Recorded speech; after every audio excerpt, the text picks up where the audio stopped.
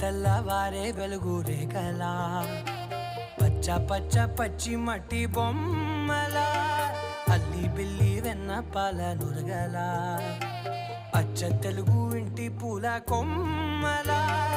దేవదేవుడే పంపగా ఇలా దేవతే మా ఇంట అడుగే పెట్టెనంట బ్రహ్మ కళ్ళలో కాంతులే